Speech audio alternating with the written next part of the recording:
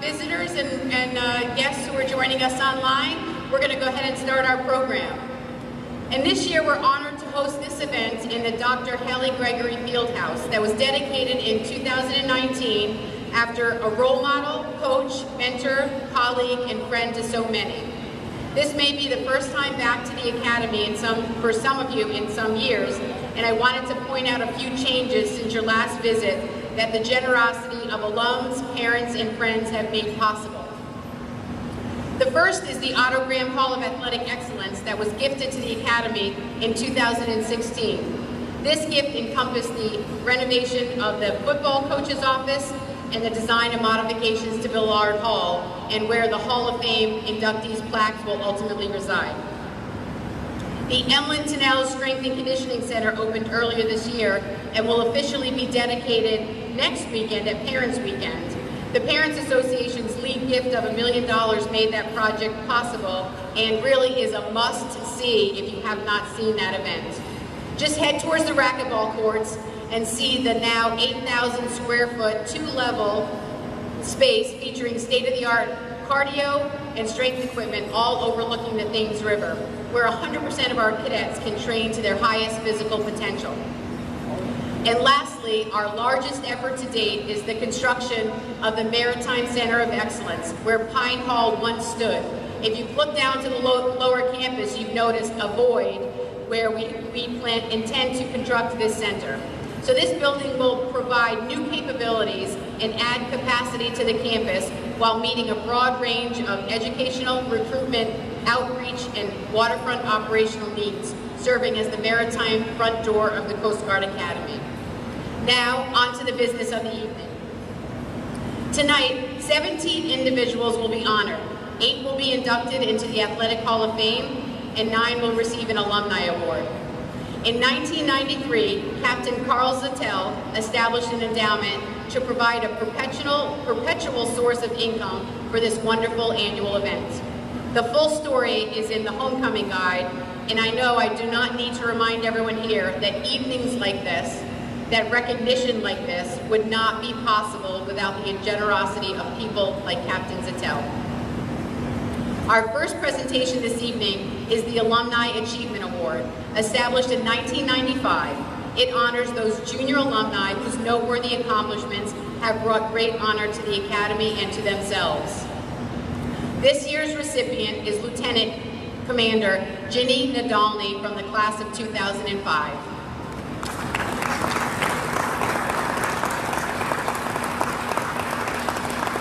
Lieutenant Commander Nadolny has demonstrated proven performance and inspirational leadership while serving in a number of high visibility roles.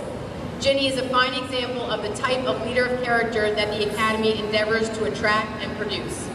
She previously served as military aide to both President Obama and President Trump, where she coordinated and performed a wide array of functions across the Executive Office of the President, government agencies, and the White House Military Office to ensure the President was able to execute his duties as Commander-in-Chief.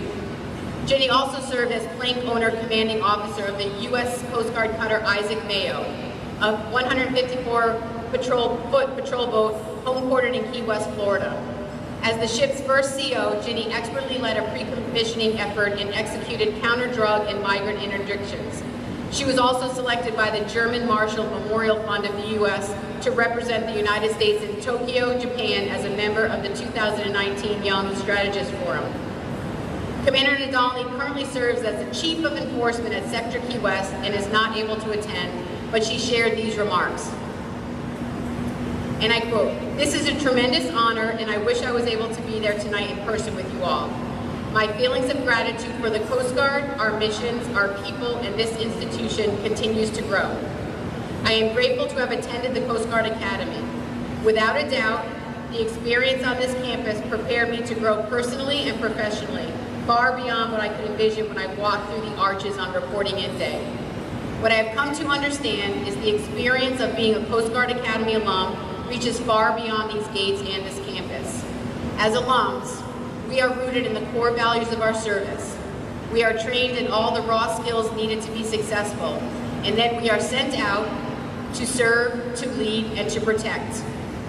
But we are also sent with a continuous structure of support in peers, teachers, coaches, and mentors that become branches of the Academy, rerouted all over, and what we have is a system of support and camaraderie that is truly never ending. As I have prepared for some more challenging positions I have held, commissioning a fast response cutter, serving as a military aide to the President, and being entrusted helping manage the future of the Coast Guard and OPM, an important step in each instance was to reach out to fellow alums for guidance, mentorship, and to reflect on experiences, opportunities, and lessons learned the Coast Guard has afforded. I'd like to share a special thank you to the Alumni Association for your incredible work providing continued opportunities for connection and fellowship across our alumni network, and for your monumental efforts continuing to advance and support the mission and the reputation of the Coast Guard Academy. To the fellow award recipients this evening, go Bear. Ginny, if you're watching us remotely, congratulations.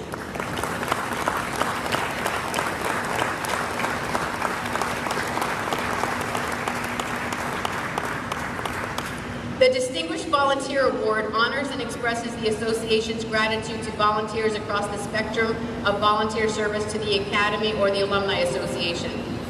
There are 6 distinguished volunteer recipients, and the first we will recognize 5 is the admissions partner. And I'd ask you all to stand. Mr. Earl Burns, class of 1977. Captain Walt Hansen, class of 1974. Captain Greg Johnson, class of 1972. Mr. Bruce Ward, class of 1978. And Lieutenant Commander Thomas Gans, class of 1984.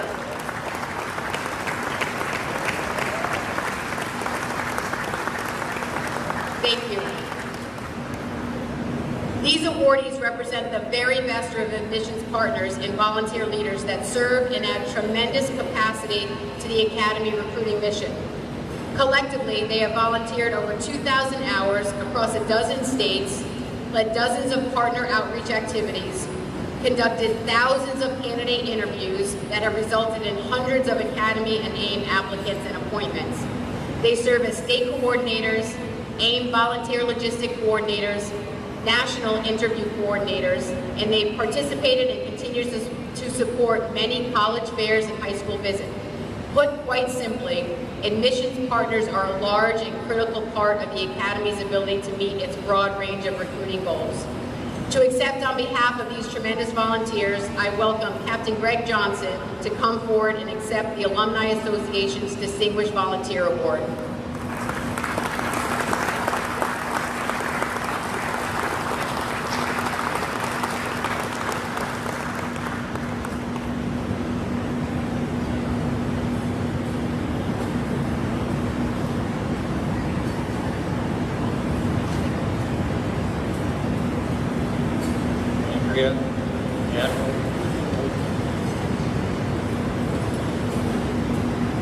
Thank you so very much to the Alumni Association for this amazing recognition. I know that we 5 have been working with admissions for most of this century, and the journey truly has been a delight. The admissions volunteer support staff of Alex Eames, class of '09, Stephanie Sentown, and previously Tamara McKenna, class of '87, and Megan Grills, CGA mom. Each one understood how important it was and it is to involve CGA graduates in the admissions process, and they made things work both for us and for the Director of Admissions. So we salute you, Alex, Stephanie, Tamara, and Megan, for your kindness, respect, and never-ending support and leadership. We also lovingly recognize our wives and families for supporting our Coast Guard careers and our passion for cadets, the Academy, our classmates, and the Coast Guard that we love. Thank you so very, very much. In our introduction, you heard all the different activities in which we admission partners are involved. But I believe what gives us the most joy is to reconnect with young men and women who we interviewed for their appointments, then they were offered an appointment, and then chose to accept the challenge. Many of us commit to encourage these swabs in swab summer, and then as cadets, to graduation and beyond. It is this special connection between a cadet and a CGA graduate that is unmatched. They appreciate the encouragement, and as admission partners, we know we have had a small part to play in the future of our Coast Guard Officer Corps and Coast Guard leadership. Well, then in 2018, for me, this passion went to another level. When I had the honor to interview applicants for the class of 2022, my link in the chain class, the class that will graduate 50 years since my graduation in '72. And 3 of those I interviewed were offered and accepted their appointments, and they are with me tonight as my guests. Cadets First Class Jake Ruby, Kaylee O'Connor, and Allison Ruth.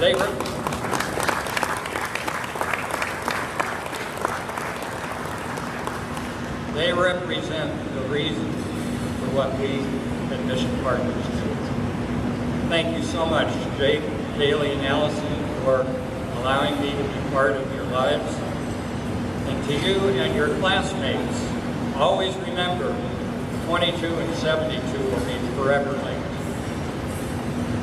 And once again, to the Alumni Association and cadet admissions, we will always treasure this memory of this evening and the honor that you have given us.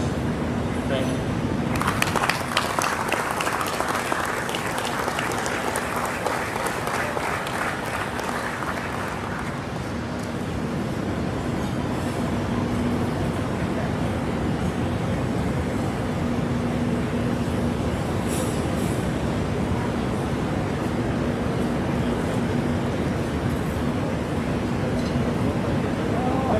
The next distinguished volunteer recipient is Mr. Ray Dimmick.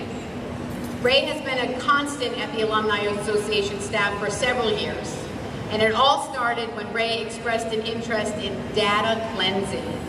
To fulfill our mission, we annually hold dozens of events, manage hundreds of funds, distribute countless communications, and maintain relationships or records with over 32,000 entities in our database.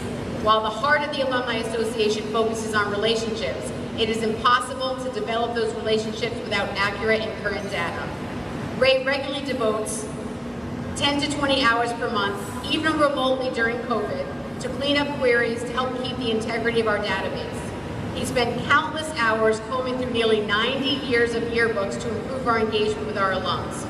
In addition to supporting the Alumni Association, Ray is just as devoted to the admissions division events and cadet candidates, and to quote in admissions directly, "We call Ray and he shows up." Ray, please come forward to accept the Alumni Association's Distinguished Volunteer Award.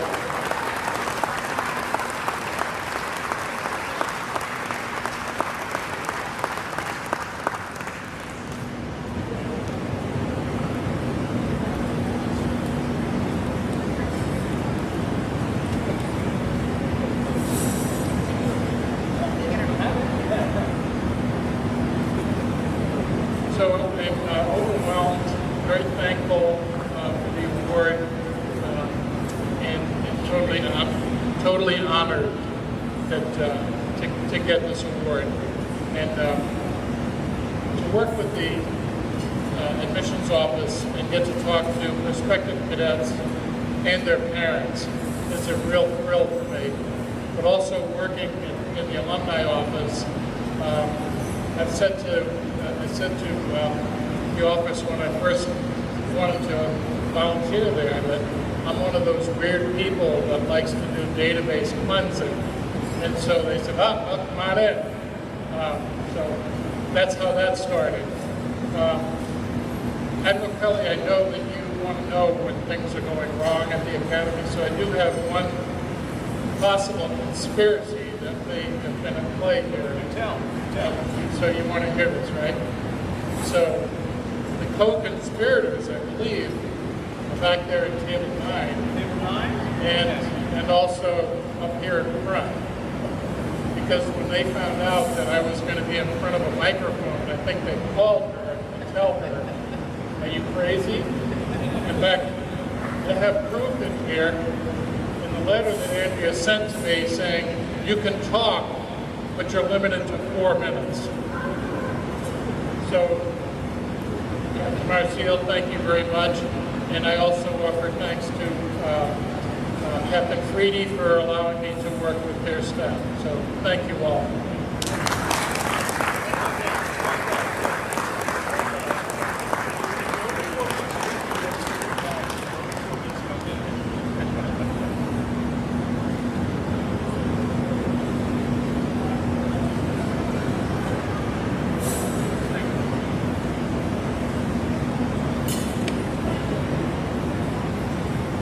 The Distinguished Mentorship Award was established to honor those individuals who provide outstanding support, encouragement, and inspiration, who serve as role models and help others achieve their full potential.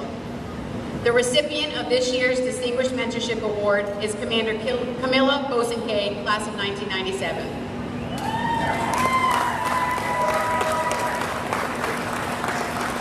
And there's no better way but to quote from her award nomination, and I quote, "Over the past 11 years, I have personally witnessed Commander Bosanquet go above and beyond to ensure that junior officers in the Coast Guard have the guidance, mentorship, and leadership to make sound decisions during their young careers. While serving as a moral and ethics instructor and academic advisor at the Coast Guard Academy from 2008 to 2012, Commander Bosanquet positively influenced an entire generation of cadets. She continues to mentor young professionals through quarterly email bulletins filled with information and advice on different current topics, which were frequently followed by phone calls to individuals. She not only bestowed advice to impressionable young officers, she was an advocate who inspired and enabled service members to reach their full potential. Commander Bosanquet encouraged, and I quote again, Commander Bosanquet encouraged me academically, but she inspired me to mentor those junior to me and share my struggles so that they could conquer their challenges as well. She is a once-in-a-generation trailblazer who opens opportunities for others, ensuring that they have the necessary tools to succeed. Camilla, please come forward to accept the Alumni Association's Distinguished Mentorship Award.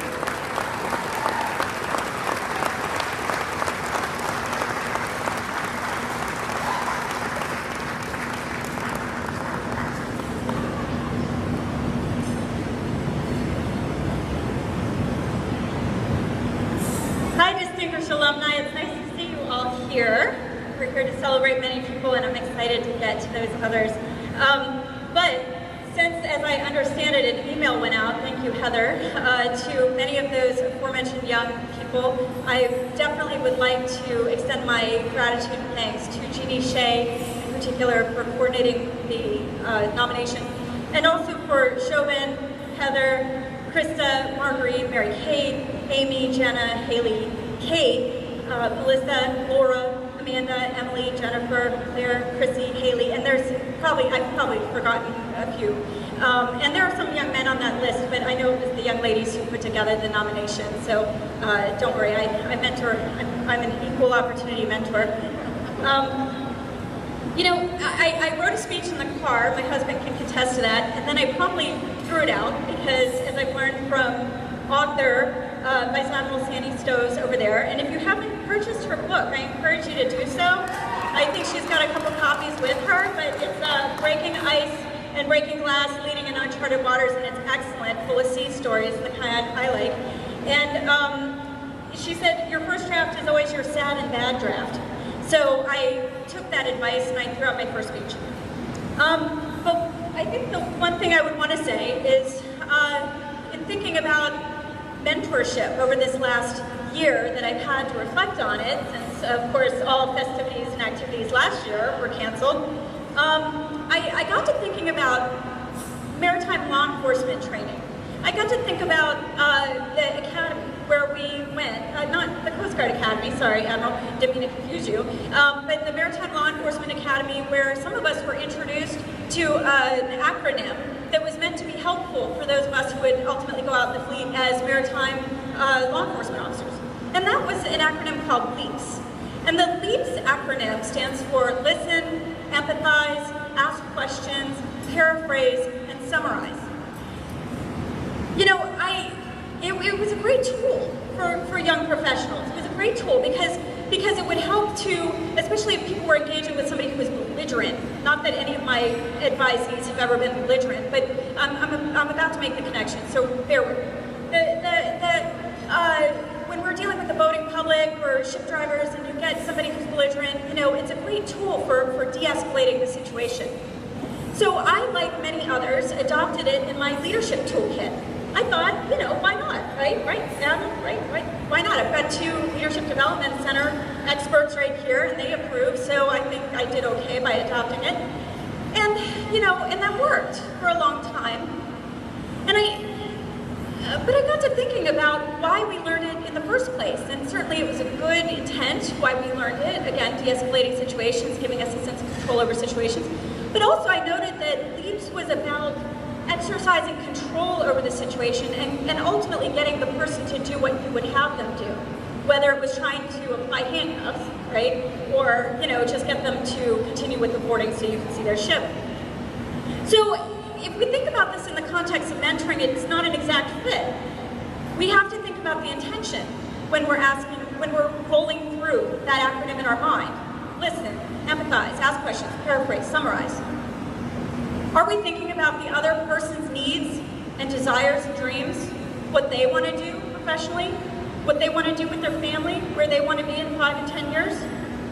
You know, Kant talked about, as a part of his categorical imperative, he said, when you're disrespecting someone, first of all, you know, it's a whole thing. I won't teach a lecture on that. I used to teach this in class, but I'll jump to the part where he said that we actually disrespect the other person when we take over their projects.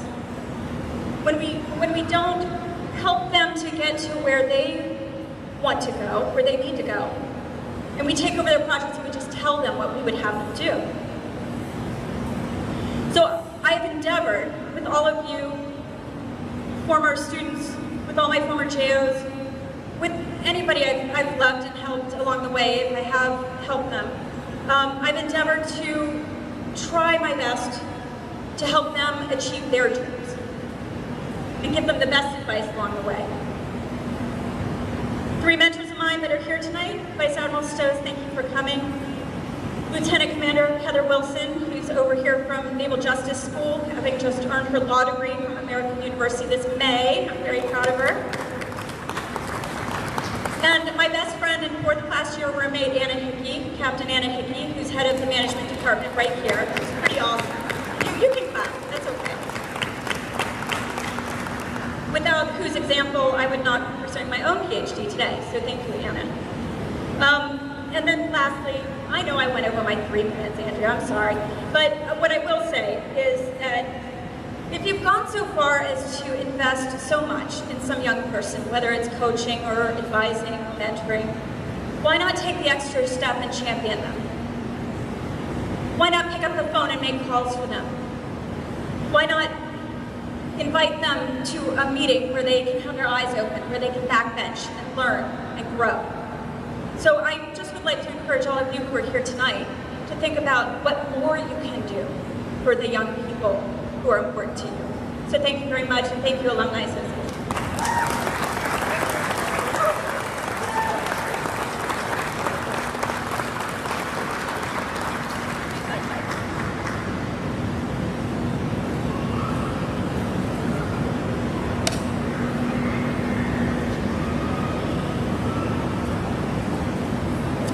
It is now my pleasure to introduce Dr. Dan Rose, the Coast Guard Academy's Athletic Director for the Hall of Fame inductees. Dr. Rose?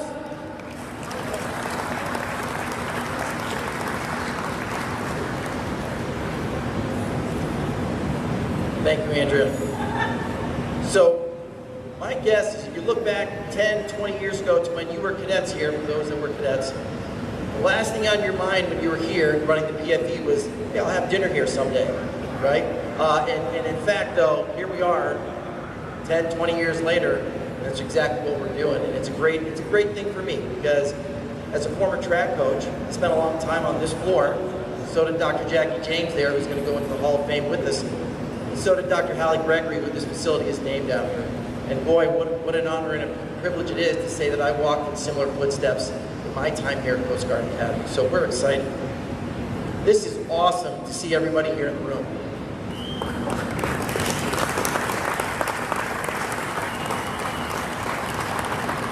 And this is something that just hit me as I'm sitting there. Think about what sport meant to you. So many that are going to get acknowledged tonight. Think about what that meant. Close your eyes and try to envision a category where you didn't have that outlet from 4 to 6, where you could choose to do whatever you wanted to do. How awesome is that? What a privilege. And last year, we had a football team that played 1 game. We had men's basketball played 1 game. Women's basketball probably had 12 games scheduled. They played 5. You know what? It was a privilege. It was awesome.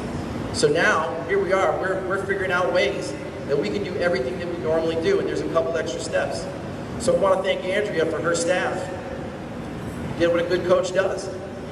You made an adjustment. You called an audible. We're inside here. It's a great opportunity for us to be in Hallie Gregory Fieldhouse. So before I get started, better put these glasses on, even though I have size 20 font. And thank everybody for being here. On behalf of the cadet athletes, coaches, the staff, and the athletics division, welcome home. The world has changed a great deal since our last Hall of Fame induction, and the fact that we are gathered here together this evening is an accomplishment in and of itself. A special occasion it is to be here tonight as we celebrate the achievements of 8 individuals whose accomplishments have brought national recognition to the Coast Guard Academy and our proud athletic program.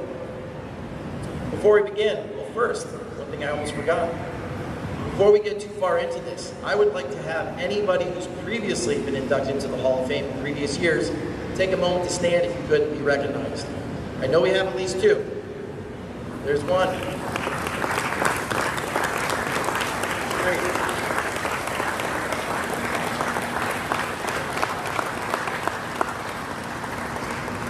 Thank you for indulging me there as we come off of naming our strength and conditioning center after Ellen Tennell. And in his book, which is titled In the Footsteps of Giants, we appreciate the fact that our previous inductees are here with us. So I'd like to point out that in the Otto Graham Hall of Athletic Excellence, which normally we'd be doing this event from, that is our permanent home for our member plaques, as well as the whole host of other sports memorabilia and CGA history. The hall is going to be open throughout the weekend, and we invite everybody here to visit that special place if you get a chance during the football game, halftime, or whatever. Ladies and gentlemen, if we were in Ballard Gym right now, you would notice a display written on the wall behind the Otto Graham statue. And above that statue, the phrase is written, "Leadership through athletics." It is a powerful statement and it holds special meaning in our campus. Here at Coast Guard Academy, we never refer to athletics as extracurricular. At CGA, we believe sport participation is co-curricular. It's part of educational process. It's an ideal proving ground for our leaders. We're going to go on and we're going to serve the world's best Coast Guard. So our 8 new Hall of Fame members absolutely proved that theory to be true. And we're going to start out with our first honoree of the evening, Lieutenant Commander Melissa Martinelli, class of 2010.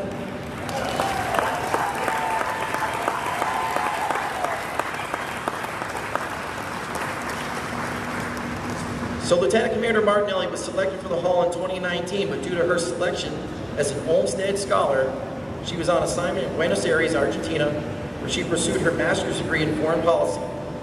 We are thrilled to finally recognize her talents tonight. Melissa is CGA's all-time leading scorer with 1,853 points and the leading rebounder with 906 boards. She holds CGA records for field goal percentage and points per game and was a 3-time all-conference selection as well as the NewMac Rookie of the Year in 2016.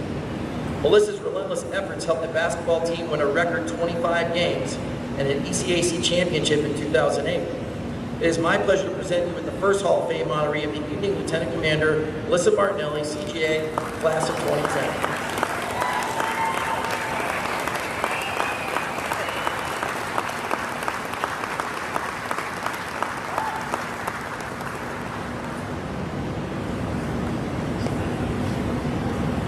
Yes, you may. Woo. Man, Lou, I've also spent a lot of time here on fifth deck, but not because I was in track, because it took me a while to do 13 and a half laps for the PFE. Yeah. It's a real honor to be here today. Thank you so much for this opportunity. Congratulations to the other inductees. Thanks to the athletic department and the Alumni Association for putting this on, especially with all the adjustments that you've made. It means a lot to be able to be here and to speak and to thank you. Thank you for those efforts. Also, you know, being on a basketball team, it's a little odd to be standing up here by myself. So to all the teammates that I've played with, you know, I didn't get here alone, and I appreciate all that it meant to be playing on the court with those women. Thank you to the incredible friends and coaches and mentors and family that were able to join me today. I'm going to do a couple shout outs. I have Katie Carr and my high school basketball coach, Terry Amy here. I have Captain Gaines and Andrea Gaines here, coaches from the Academy. I have Captain Nadine Magura, mentor from the Academy. I have Coach Alex Ivanchek here. Thank you very much. It's great to see you, Coach. Alex Monka, may rest in peace, Coach while I was at the Academy. And thank you very much to my family. I've got Mia and Michaela here tonight, sisters. Tim, Melanie, and Marina, Lou. And to my mom and my dad. Thank you for continuing to support me and to show up for me. It means a lot. It's a privilege to be here and to celebrate my experience and everything that I've accomplished within this sport. Basketball has been a big teacher for me in my life. The first thing it taught me, how to fail. Got cut from the first tryout I went to. Learned you gotta show up the next day and ask to be a manager and work your way back onto that court. Basketball taught me about perseverance and practice and what it means to really put in effort. You know, in high school, earning a freshman spot on the starting lineup, that takes time. You gotta show up every day and you gotta put in that effort. At the Academy, playing on the court, honestly, I learned more on the court about leadership and teamwork and Coast Guard core values than I did really anywhere else. And more than anything, basketball taught me about the value of connection. I played on a lot of different courts. You know, with crews from California to Florida. I've played in Kuwait and Bahrain. I've played in a White House basketball court. I've played down in Argentina. And you see how much you can connect with other people. I've played with seamen and I've played with admirals and everything in between. And each game, it just offers you another way to relate and to connect with people. And that gives us greater perspective. And the more that we offer ourselves into those situations, the more we seek out those connections, the more ways that we choose to show up and support one another in that, the more rich and fulfilled our lives are. Showing up, doing what you can, you know, day to day, that matters. And everyone in this room, you're here because you show up and you support people, whether you're going to stand here or you're going to be supporting someone that's standing here. You show up and that matters. Thank you. Thank you to all the people that continually show up for me. Let's continue to show up for one another. Thank you for this honor. Cheers.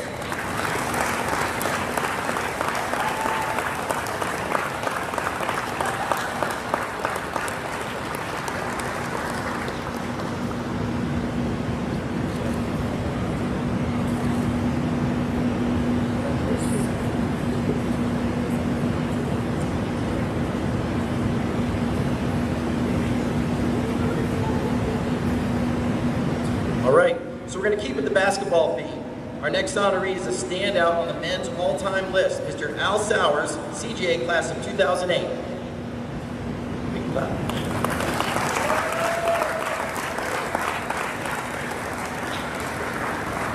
Al started all 109 games during his 4-year career and a captain of the 2007-2008 teams that won back-to-back NUMAC championships, competed in back-to-back NCAA tournaments. It was a very special 2-year run in the history of CGA basketball. Al's fingerprints are all over the record books, appearing in the top 10 list for 9 separate statistical categories, including first all-time in assists with 400, second all-time in steals with 170, and third all-time in points with 1,518. Al's efforts helped the Bears win a record 24 victories in their first ever NCAA Elite 8 appearance in 2008. Ladies and gentlemen, please welcome Al Sowers, CGA class of 2008.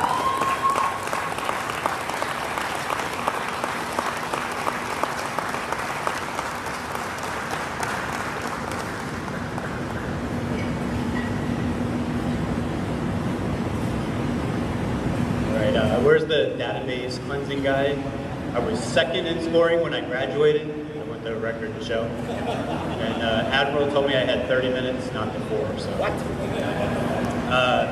No, it's truly an honor to be here with friends, with classmates, with my swab, and with new faces in the room, whether it's the Alumni Awards or the athletics. I think a common theme you'll hear tonight is this might be an individual award, but it's not an individual accomplishment. None of us got here on our own. There's so many people to thank, starting, as Momo did, with our family. I have my grandmother, my cousin Sandy, who is my dad's chauffeur up in New England, my sister Jackie, her husband Jimmy, my wife, and my mom and dad are up here. And one of my teammates, Steve Blum.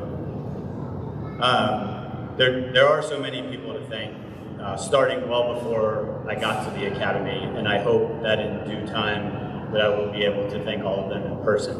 They have all had an effect and an impact on me as a basketball player and as a person. At the academy, there again are so many people to thank. I want to start with Coach Barry, Coach Bono, Coach Jazz. Coach Barry, if you guys don't know, is in the Naismith Basketball Hall of Fame. He's back there.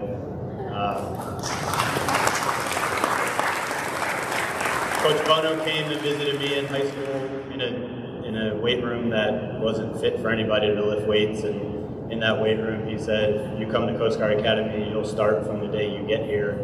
And as you heard, I did.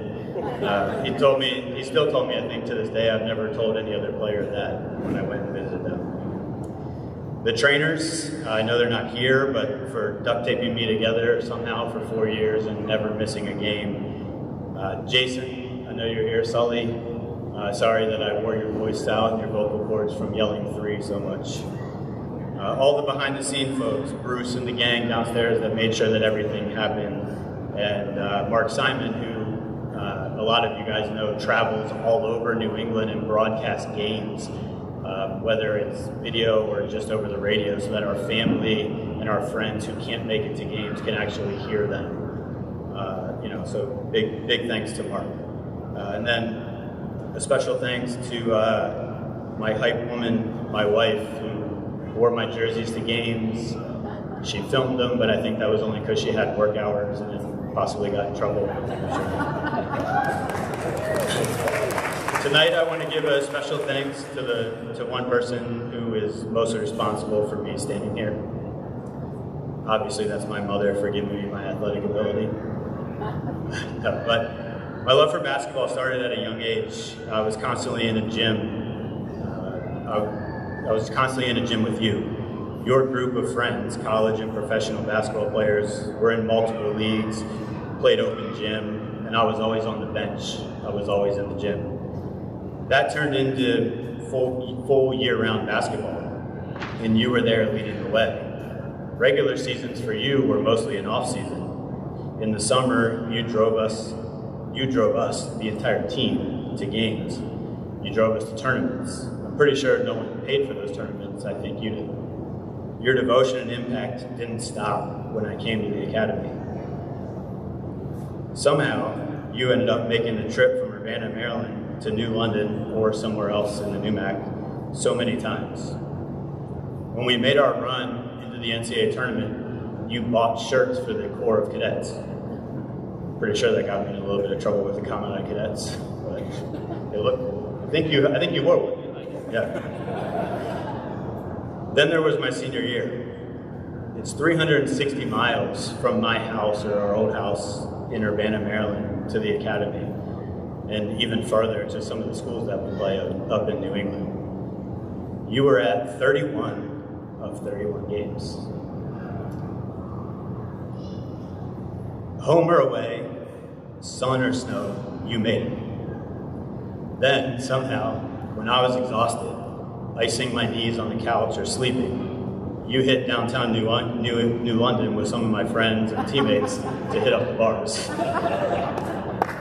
You are the main reason I am standing here. There should be a special Hall of Fame just for you. I love you, Dad.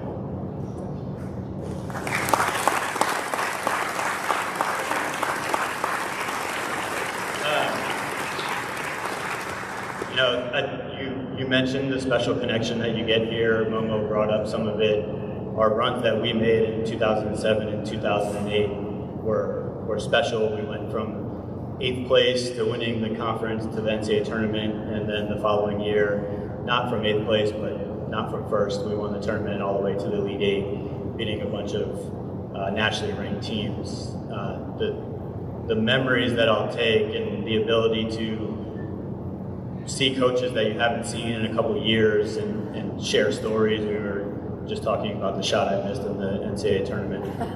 I haven't been able to sleep for 13 years because I missed that shot, but you just told me it was your fault. So I guess I can stop drinking now.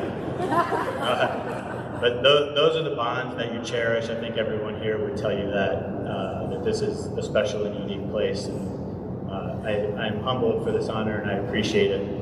Thank you.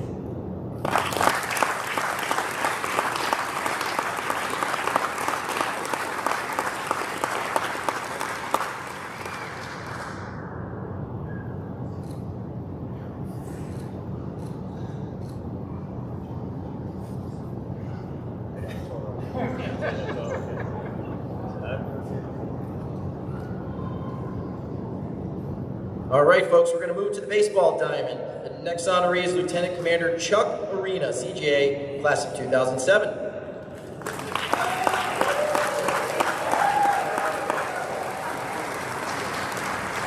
So Chuck is the all-time single-season hits leader with 54 and the career hits leader with 169. Chuck owns a lot of ink in the baseball record books.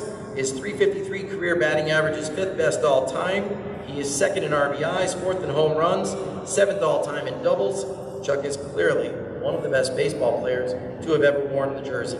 Ladies and gentlemen, please welcome Lieutenant Commander Chuck Arena, class of 2007.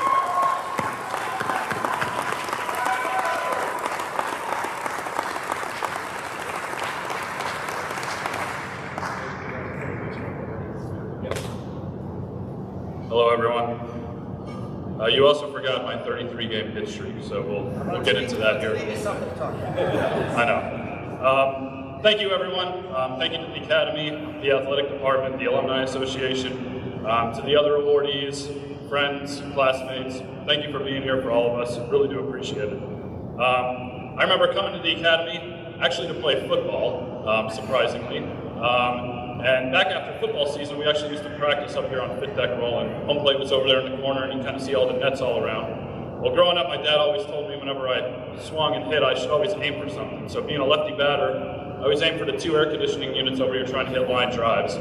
So for about a month being up here, nobody really knowing that I play baseball at all, I wondered if I was actually going to travel with the team and go down to spring break. So I remember asking our senior captain, Aaron Meredith, and I was like, hey, am I going to actually travel with the team? Because my dad wants to know, and kind of want to know if I'm actually going to play this year. And he started laughing at me. He's like, you're being serious, right? And I'm like, yeah. And he's like, hey, come here with me. And then he starts telling every other player on the team the same question I asked. And now I'm really feeling like I'm the joke of the team. finally gets to Coach Grant, and Coach Grant goes, Chuck, yeah, not only are you traveling with us, you're going to be starting in left field, you're going to be batting leadoff. Oh, cool. That's news. So my first thank you actually goes out to Coach Grant. I know he's not here tonight, but he was the one that actually first contacted me about football, recruited me, and he was both my football and baseball coach. Without him being the mentor that he was, and really, honestly, just believing in me, giving me a chance, I really wouldn't be here at all today, standing up here at all. So my first shout out goes to Coach Grant, so thank you.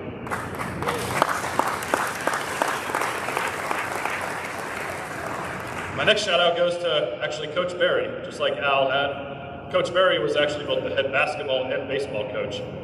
So to Coach, thank you so much for putting me in a place to succeed, for maximizing my potential and believing in me. I mean, you even allowed me to pitch in baseball games, which was a shocker sometimes, but I think I did a decent job or a horrible job, but regardless, you still let me pitch. So thank you so much for all that you did for me in my baseball career as well.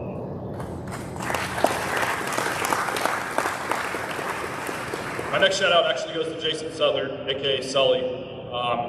To you, Sully, thank you for being a great friend, role model, mentor, and all around just a good guy that you can just talk sports with. I think everyone in here had an impact from you, so thank you so much for what you did. I think you're the only person in history, though, that's a statistician to be thrown out of a baseball game. It's a different story we can talk about at the bar later, but it is a true memory that I will cherish. You got thrown out along with Coach Barry, and the only coach that was there that day was Coach Grant, so quite some stories we can maybe tell a little bit later, but true memory. Thank you, Sully. Appreciate it.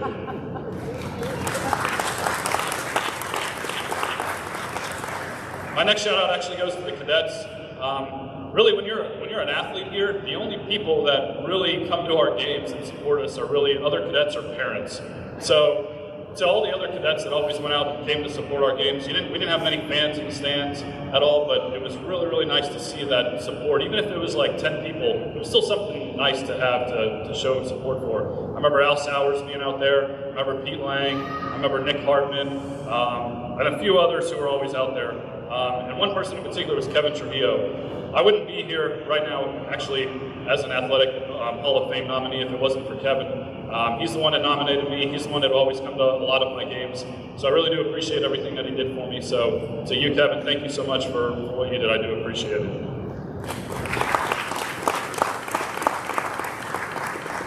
My next shout out actually goes to my brother-in-law, Dan Judicki, back there in the back. He played soccer here for 4 years, 3 years as the captain on the soccer team. We were roommates for 3 years, and we always made it a point to basically ask each other about how our athletic performance was and how we did, and always really just to be there for each other and support each other. So thank you for what you did. Thank you for being my brother-in-law. I love you, bro. Thank you. As Melissa and Al both said, we wouldn't be here with our respective sports if it wasn't for our teammates. I had a lot of great teammates along the ways. It's not just coaches who mentor you, it's also teammates who help mentor you and guide you and really give you that outlet that we all talk about while we're here at school.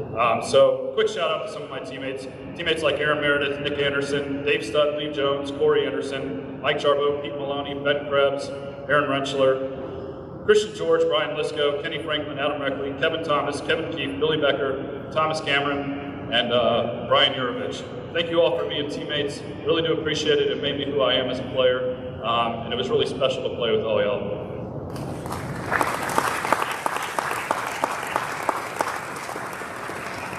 Next shout out actually goes to my two classmates and good friends who are also captains with me, Brett Nichols and Tony Guido. We played baseball here together for 4 years. We went through our ups and downs together, but it was always great to have good friends and classmates, and we're still all friends today. Actually, we're all pilots, surprisingly. But it was awesome to have them as teammates and classmates for 4 years, so that was awesome. The next one I'd like to actually thank is the parents of all the players. Thank you so much for supporting our games. Thank you so much for coming out to root for us.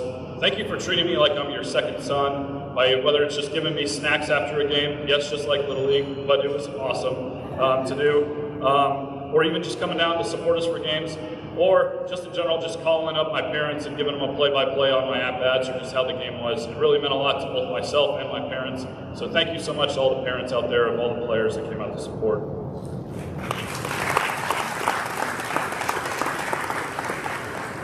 My next shout out actually goes to my wife, Michelle, right over here. We've been together for 11 years.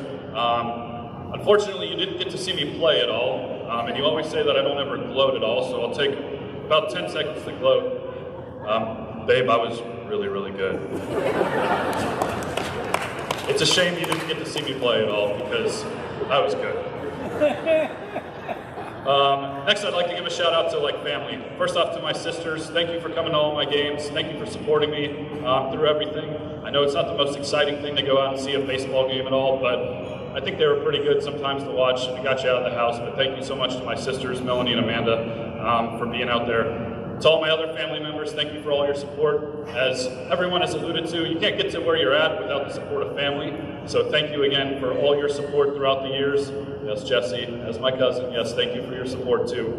And last but not least, I would like to thank my parents. Thank you for your guidance, your patience, just your love and your support for me. Thank you for coming out to see me play. I know that Texas to Connecticut is not an easy trip, nor is it close at all, but you came out to see me every single time.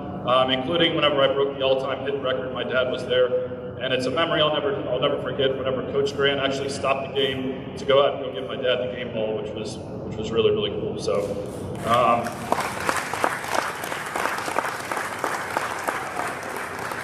thank you for always being in my corner. Thank you for everything, and finally, just thank you to everyone. It's been a true honor to be here. I'm truly grateful. I'm truly humble, beyond appreciative. For everything that I did, and yes, so thank you. And finally, I'll echo what the Admiral said, go Bears.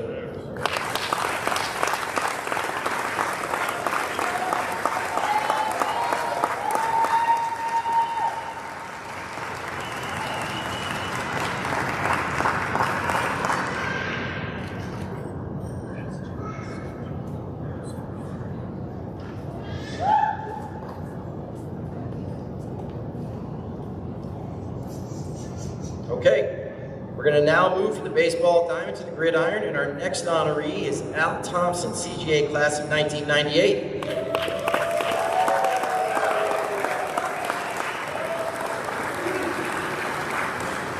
Al was a receiver and kick returner for the only Bears football team to ever compete in the NCAA playoffs. Upon graduation, Al held 4 records, most receiving touchdowns in a game, in a season, and in a career, as well as the longest kick return of his era with a 94-yard return. On the all-time list, Al is tied for most touchdowns in a game, and he still holds the career touchdown record of 24. Al was 2-time all-conference selection at 2 positions, wide receiver and kick returner, and team captain his senior year. Al helped lead the Bears to 2 Freedom Football Conference championships, back-to-back NCAA playoff appearances, and arguably the best 2-year run in program history. Ladies and gentlemen, please welcome Al Thompson, CGA class of 1998.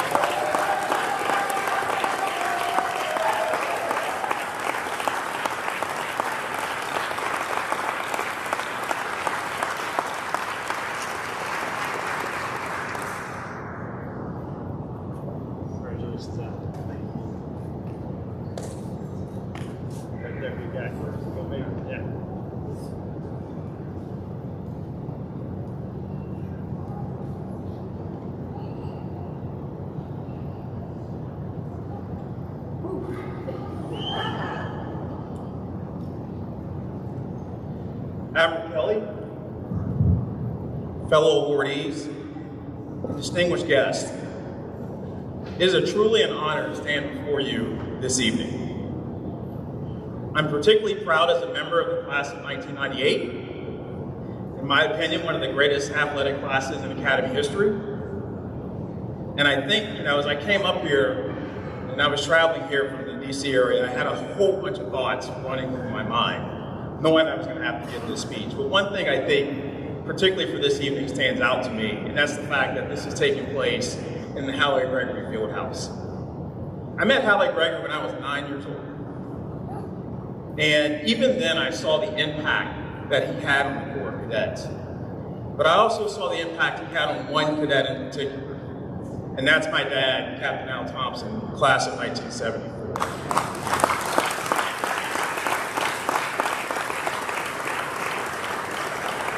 And in many ways, it's personal for our family because Coach Gregory to us was family.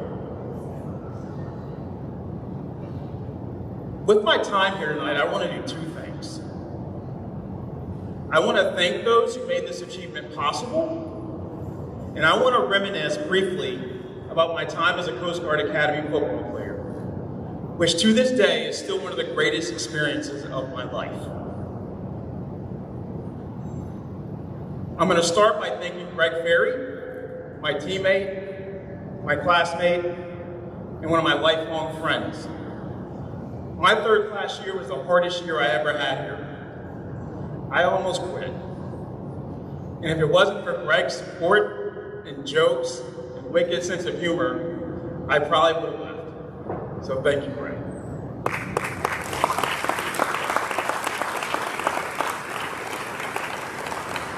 To my parents, Alan and Norma Thompson, I love you so much I can't put it into words. As my brothers, Mike, Phil, Chris, Mom, you always told me that I could do anything possible if I set my mind to it. And Dad, thank you for being one of my earliest coaches and who instilled in me a passion for the game of football. To my kids who unfortunately can't be here tonight because my two boys have a game on Friday. Al is from Urbana, Maryland. I live in Gnidensville. My boys play for Oakdale High School. They play Middletown on Friday. The Oakdale High School mascot are the Bears. So I'm gonna say go Bears tonight for them.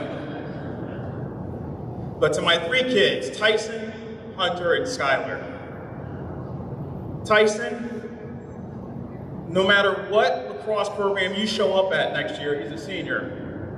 That program and that coaching staff is gonna be lucky because they're getting an outstanding lacrosse player, a better and more outstanding student, but most importantly, a leader with character. The three things I've mentioned as a parent are easy to be proud of, but it's the fact of the time you spend helping and coaching kids when you don't have to, and all the compliments we get from parents for the kids that you help, that I can't put into words how proud that makes me feel. To Hunter, my free spirit, my fun-loving child, whose fun-loving nature drove me crazy when he was a toddler, but now is a thing of beauty.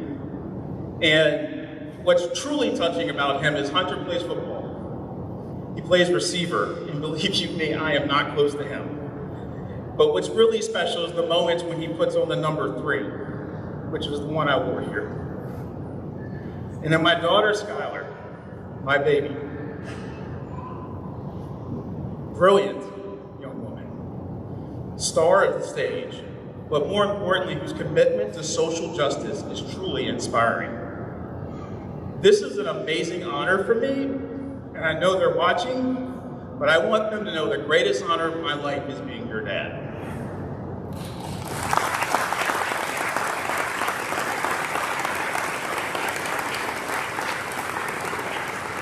To Jennifer, the love of my life, I am thankful every day to have found an amazing woman to fall in love with. Thank you for breaking your rules and taking a chance with this former job. As Admiral Kelly mentioned, he welcomed us home tonight. And for me, that's even more special because for me as a military brat, I bounced all around the country traveling with my dad. But East Lyme, Connecticut, right down 95, is home for me. And I had 3 amazing coaches. Mike Devaney, Coast Guard Academy class of 67, Dave Putnam, and Carl Riker.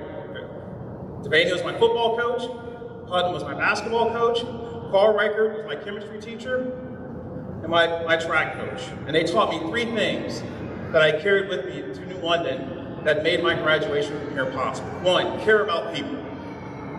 Care about people. 2, pursue excellence. Pursue excellence. And 3rd, never give up. My basketball team as a senior, we went 1-19. 1-19, and my coach never quit. And I learned from that season why you can never give up no matter how things get hard. I want to say a special thanks to my teammates. And in particular, I want to say thank you to my sponsor family, Dan and Bonnie Villamere. For those who are everywhere at the Academy. Sponsor families are your home away from home.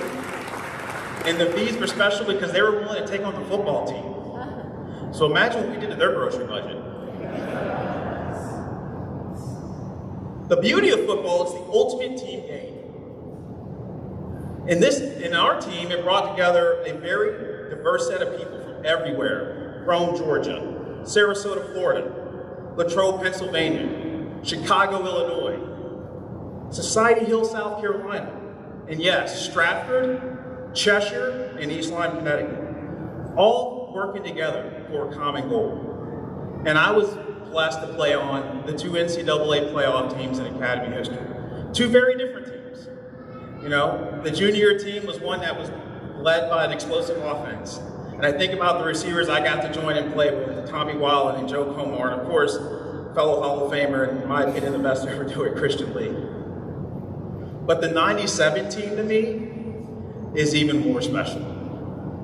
Despite winning our conference, going to the NCAA playoffs, with 17 starters returning, we were picked to go 6 out of 6 teams. And I think about, like, what made that team successful? And it's a word you don't associate with football. Love. Love. We love to play. It didn't matter. We wanted to play football. We could have played in a parking lot in flip-flops. We didn't care. We wanted to play. We love to compete. We competed everywhere. We competed in practice. We competed in the weight room. We competed in the classroom. It didn't matter. We love to compete. But most importantly, we loved each other. We love each other to this day. Through Zoom calls and showing up at our reunions and weddings and being there in life's moments, for good and for bad. And that's the one thing that I don't think people appreciate about the 97 football team that made the playoffs: love.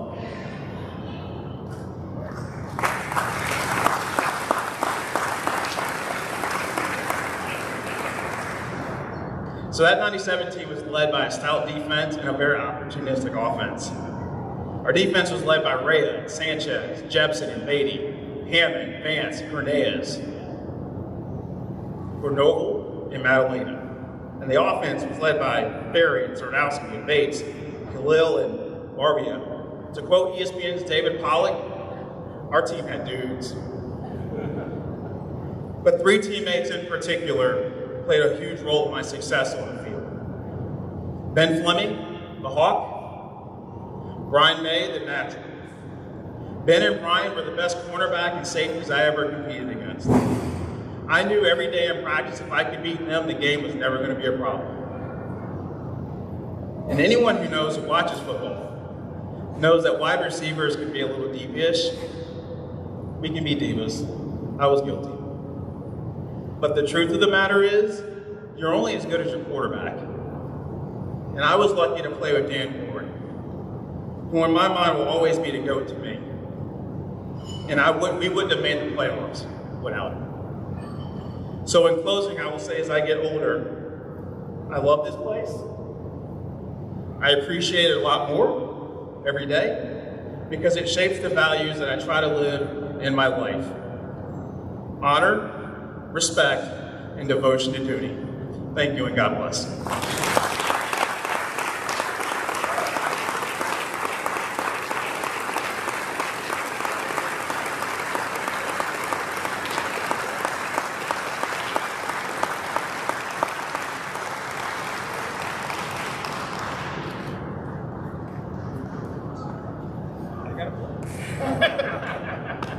We're doing a little recruiting up here.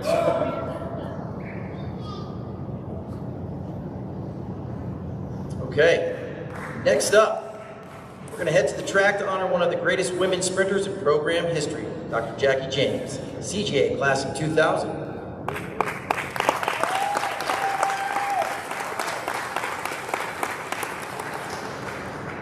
So Jackie was a 2-time NCAA All-American, once outdoors in the 100 meters in 1999 and once indoors in the 55-meter dash in 2000, where she placed 2nd overall. Jackie's accomplishments were prolific.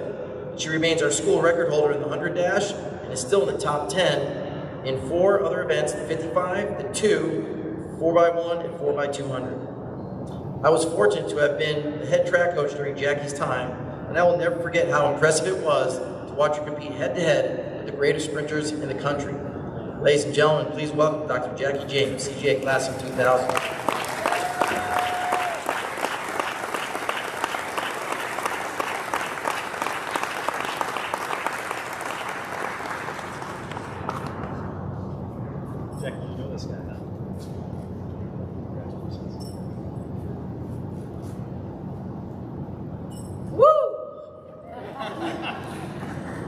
Welcome everyone.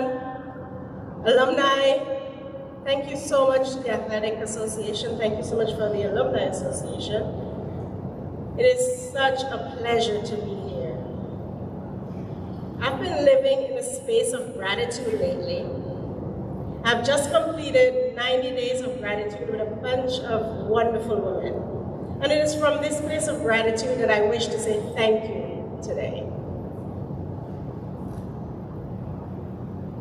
Thank you so much for considering me worthy of this great honor. Thank you to Karina Fleischman. I wish she was here today, but she's the person who nominated me, my friend and former colleague. I had no idea Karina was keeping up with my stats. Thank you. My coach, Dan Rose, Dr. Dan Rose. I love this man. Thank you, Coach, for endorsing this nomination. And thank you, Coach. I still remember that at the end of meets, I don't know if you remember, but prior to running, I couldn't talk, I could hardly breathe. I'd be in a corner with some headphones on. And at the end of the meet, Coach would make sure that our dinners were somewhere where Jackie James can have a slab of ribs. Because maybe for 2 or 3 days prior, I couldn't eat a thing. Or the days when I sit there and eat a burger right before I run because I just had to. Thank you, Coach. My immediate family is watching on YouTube right now and couldn't be here. I imagine the smiles on their faces. My mom was the first in my family to see me sprint barefooted down the primary school grassy track. She watched in disbelief and later came up to me and said in true Vinci style, Vinci is from Vincentian, I'm from St. Vincent and the Grenadines, and she said, "You can run." That's where it started. I love you, Mommy. Thank you, Mommy. Thank you, Kevin. Thank you, KJ, my son, who just started sprinting and says he's fast. So we'll see where that goes. My sister Raquel, Nani, Deja, my nieces Kiki, Ari, my nephew Jabari, my niece Amy, my nephew Cairo, my sister-in-law Sheena, and my brother-in-law Omar. Thank you guys so much for the support. Whether you're here or you're not, I feel your presence, I feel your spirit, and I appreciate you. My extended family, especially the 2 here with me today, thank you. Mama Miller, I still don't know how you mothered so many of us and did it so well. This little girl from the islands who had no family for miles and miles and miles truly appreciated you then and truly appreciate you now. I am eternally grateful, especially for your Sunday dinners.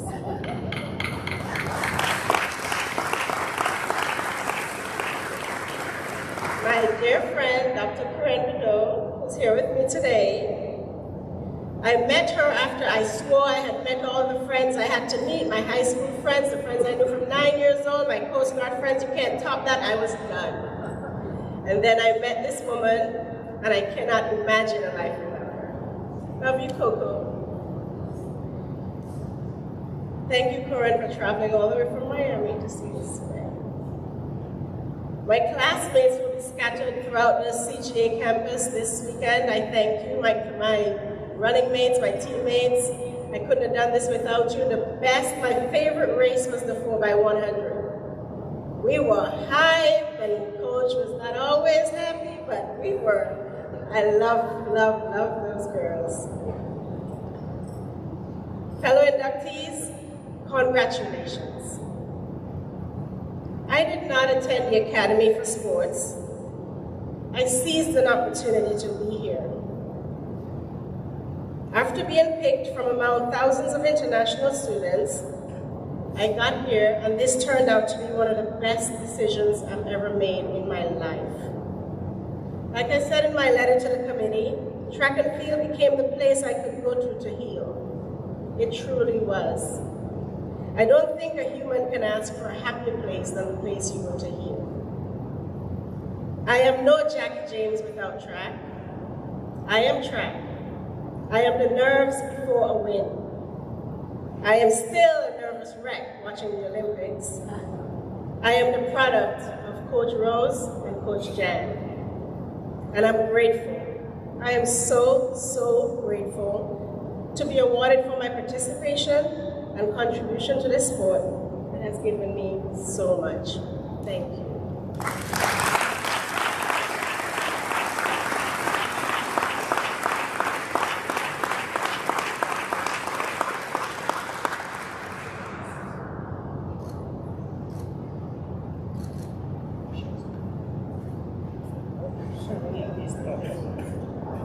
Congratulations, Jack.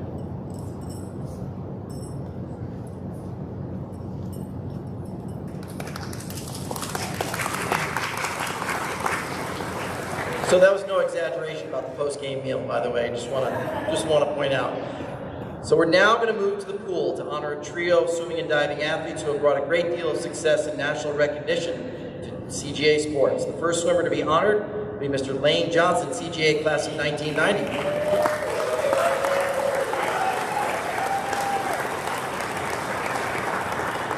So Lane earned NCAA All-America honors in 1990 in the 100 butterfly and was a two-time honorable mention All-America in the same event.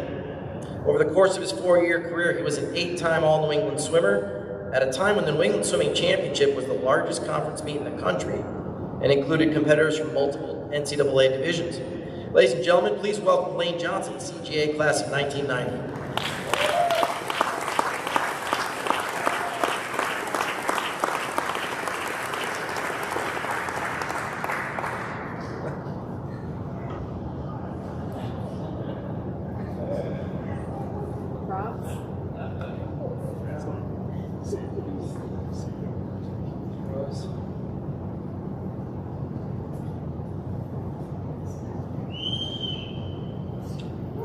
Good evening, everybody. Thank you for this opportunity to be here. Thank you for the recognition. I thought I was just meant to say thank you and then go sit down. I didn't know we had a speech going on here, a competition. We've got some serious competition. And the admiral says I can just sit down. But I do need to thank some people here. First off, Mr. Rose stated that we have 10, 20-year-old Academy graduates. It's been 30 years since I graduated. I was forgotten, but I was found, and here I am tonight. Hey, class of 90 needed a representative, and I raised my hand and I said, you know, I had a couple NCAA competitions, and I placed 7th in one of them. I got that All-American thing. I brought a hat that I forgot to wear just now, but it's 30 years old. It's the only thing that still fits me. My Speedo doesn't. But anyhow, so I raised my hand, and thank you for the recognition. You know, I did a few other cool things in swimming. But it's just neat to be back here. The Academy's awesome. What it does for everybody. You know, the culture is incredible. The organization is top, right? I believe that an underlying aspect of what makes the Coast Guard organization incredible is sports and athletics. Even if you aren't in, you know, a common sport, everybody was doing sports, and we have what we call company sports. Everybody was doing a sport. I have a classmate here tonight. His name's Biff Capune. He's got other names, but we call him Biff. And he was a company sport legend, maybe even just mediocre, actually. He was a smoker, a drinker.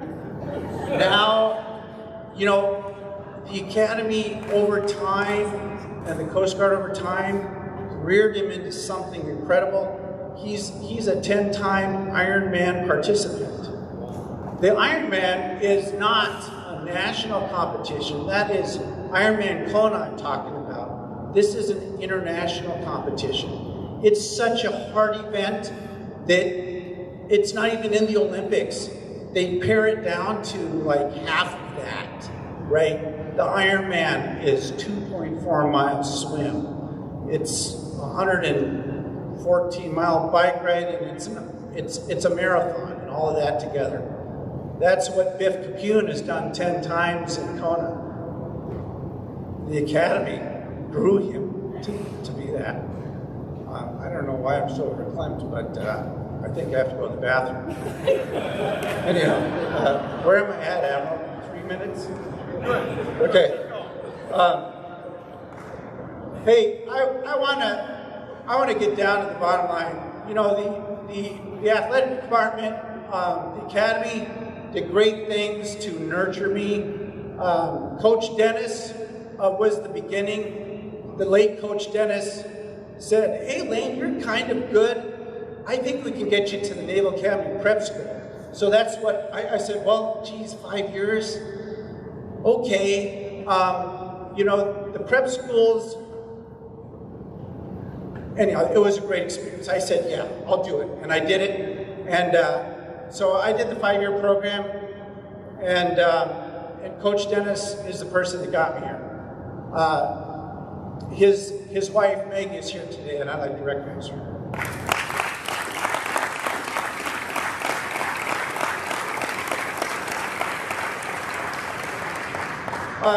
Hey, I'll finish off the table. I started with class of 90. Class of 90 is actually better than the class of 2008, was it? In terms of athletic depth, and really, I mean, we're really the best class in terms of athletic competence. We have a lot of crew athletes at our table, 11, and then, you know, we have a couple swimmers. Joe Kimball is one of our team captains. I think Joe's here, and I have a swimmer teammate, John Galloway. He's here, class of 92. Anyhow, point is, I got a lot of support. I'm just really happy to be here to represent our class. We sailed to Australia during the school year, and how does that help with athletics? Not really. Joe and I were on the pool deck with surgical cable like this, we're trying to work out our latissimus dorsis and our triceps on a pool deck while the Coast Guard Cuddly Eagles going like this, right? It wasn't an ideal training format, but you know, we did okay. I'm going to wrap it up. I still have to go to the bathroom. There's a lot of other sports things besides our regular sports and athletes. I remember being a freshman and going, that guy Dave Brown, he's really good at just everything, and somebody needs to recognize that guy. He was running back for a football team, and you know, hey, we'll get there someday. We'll get recognition to all these athletes and these team sports and stuff. I feel like I'm not as special as I've been made out to be, but here I am. And I just want us to all know that there's so much depth in athleticism, and folks, you know, it's just really just a part of the depth of all of who we are. I mean, almost every classmate, student in the academy has some connection to athletics. Lift it up, and let's respect all the sports, even if they're not the standard sports. as we look forward and recognize these other athletes. So I'll leave it at that.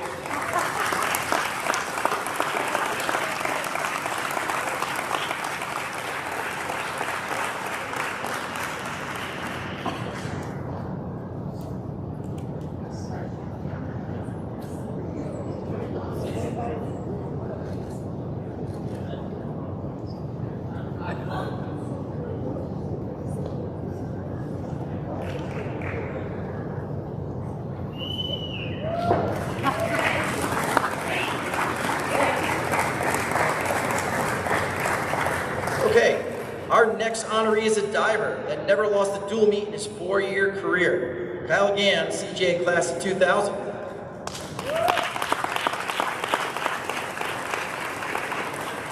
So Kyle collected a great deal of hardware, winning 4 ACAC championships and 4 NUMAC championships. His accolades include being an 8-time New England diver and a 2-time honorable mention All-American. Ladies and gentlemen, please welcome Kyle Gann, CJ class of 2000.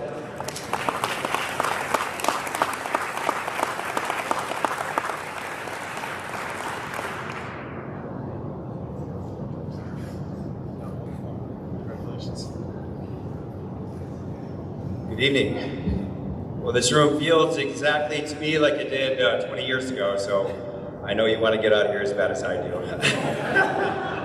Lots of physical fitness tests in this room done, lots of sweating. First, I want to say hello to my wife Allison and Grace and Avery. I think I'm looking in the right direction. I love you very much. COVID strikes again. I was joking with Al Sowers tonight, or the last couple weeks, that we were passing pictures back and forth during the workday about, before they gave us the directions on what to include for the plaque and what not to. And he was passing me some funny pictures, and I was like, well, I guess I should submit a picture of me running off the football field. That would really confuse people, considering I'm a diver. I also couldn't find a picture of me in my Speedo that I would want to have on a plaque either, so that was a pretty easy decision. So very thankful that they, they gave us the constraints that they did, so I'll take that. I'm truly thankful for the honor of being selected, for this award, and really, ultimately, I'm truly thankful for the honor of being associated with this great institution, period. I was one of those lucky kids who was sort of born into a high school program that was built on a foundation of winning, also built on a foundation of family.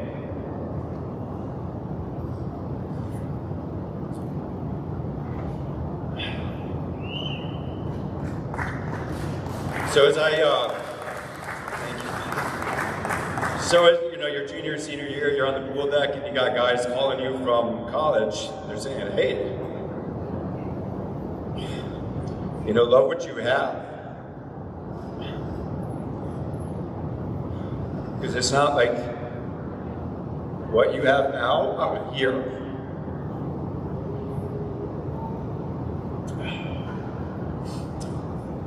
So, I get in the car with my parents and I drive to Swamp Summer, and I come here and go through a ridiculously hard first semester, and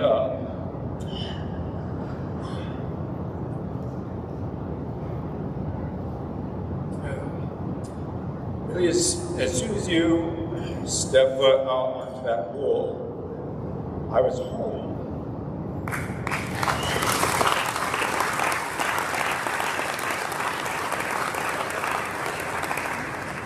I can tell you the pool is our escape, and I would not have made it through this place without this program.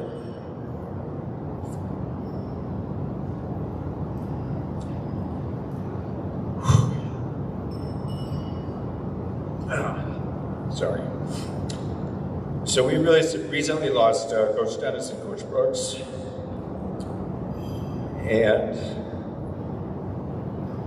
you know, it was my first class year. And here comes Coach Westcott, Coach Perry, and they picked right up where the others left off.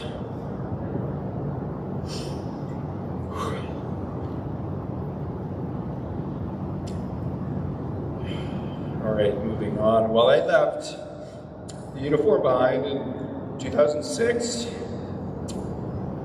I've had the honor and joy and privilege to continue to serve this organization through government contracting.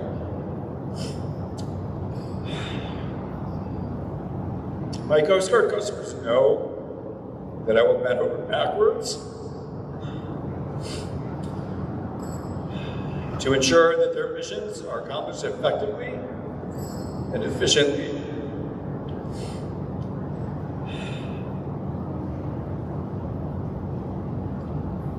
I relish getting out of bed every day and continuing to serve.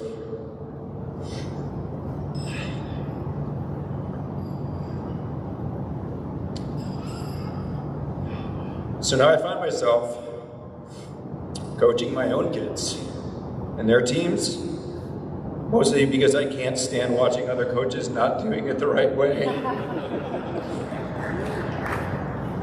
I've learned so much from my coaches.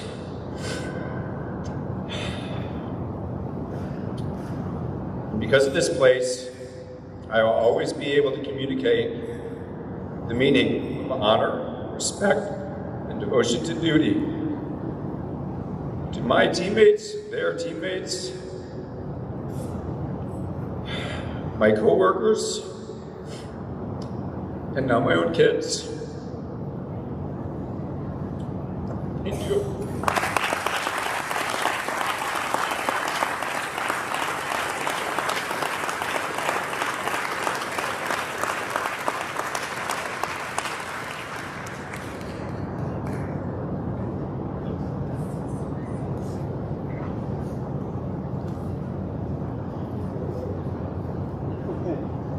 Our final honoree of the night is the most decorated male swimmer in CGA history, Lieutenant Commander Bobby Brown, CGA, class of 2008.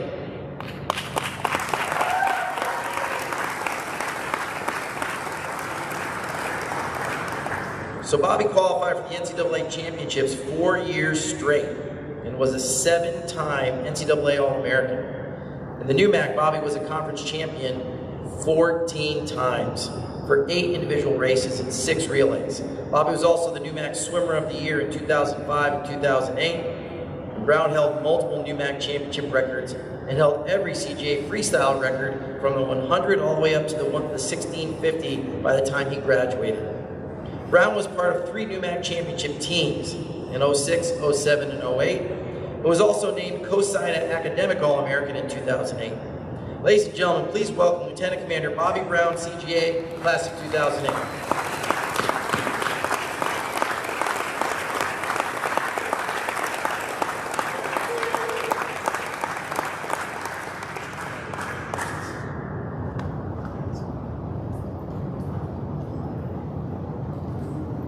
Good evening, everyone. First, I'd like to say thank you to the Coast Guard Academy and the selection committee for this incredible honor. As I stand up here and as I've watched everyone else go up here before me, I too was reminded of my time here on 5th deck and constantly wishing that I could have done my 1.5 miles in the pool instead. I think I would have done a little better, actually. So being up here is certainly not something I imagined. My early wake-ups over the years and the long hours in the pool. And I know I couldn't have gotten here without the support of my friends, my family, my coaches, my teammates. So first I'd like to acknowledge those that were able to be here with me today.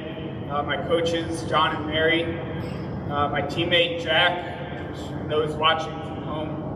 My wife, Kelly, my brother, Brian, and my mom for the lifetime of support. So really, I owe a big thanks to my parents who got me into swimming, because we lived on a lake in upstate New York, and they didn't really want me to drown. It was this drown-proofing, summers in the water, that developed into a love for that water, swimming, and competition. My older brother Brian, he really stoked that competitive spirit, being a couple years older than me. He was also in the pool, but ultimately gave that up for rowing. And I would constantly try to beat his times, and he was always supportive when I needed it. My parents also were always there, driving me to practices, meets, cheering me on while I swam, all across New England and New York. When I went to the Coast Guard Academy, they continued to find their way to those meets, with my dad always there, recording splits and stands, while my mom helped out throughout the program, at championships, getting everyone snacks, my fruit snacks especially. So throughout my time here, thanks to some great coaching here and throughout my life, I was fortunate enough to qualify for national championships each year. With my first year as the only swimmer, but over time having more of my teammates and friends join me as well. It was in Houston as a second class that the night before our championship meet, I learned my dad had passed away, and it was heartbreaking to lose him. And I know that he was a big fan and a great mentor, but I was grateful to have those friends there with me, and the family support of teammates and those throughout the academy. So as anyone who has been here knows, that these strong bonds are forged as we lean on each other in challenging times. And it was through their support, friendship, as teammates and family, that continue to mean a lot to me and meant a lot to me then as well. So as I've followed the program over the years, I've seen a couple of my records come down, and I'm happy to see them come down. I'm also happy to see them stay up. So I know I've got a few left. And while I don't know how many thousands of miles I've swum over my lifetime, I know that I've had an endless opportunity to reflect as I stared into the bottom of the pool, lap after lap, flip turn. And I know that I've gotten as much from the swimming program as I gave, and I hope that my kids may know the privilege of Academy Athletics in the future. So I'm proud to be a part of the legacy of Coast Guard Swimming, Academy Athletics, and humbled to be recognized in the Athletic Hall of Fame. Thank you.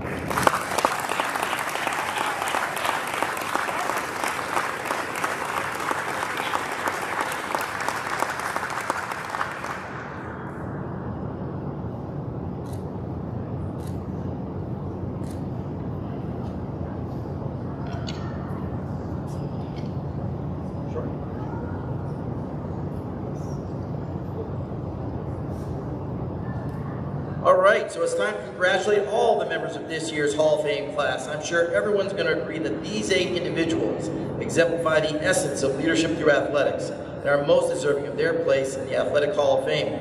Welcome to the Hall.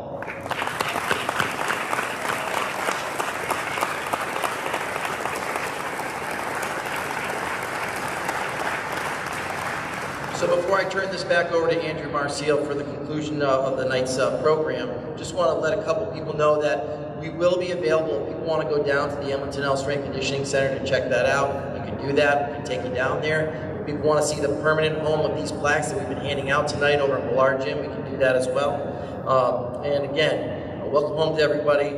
Thank you, everyone. Go Bears.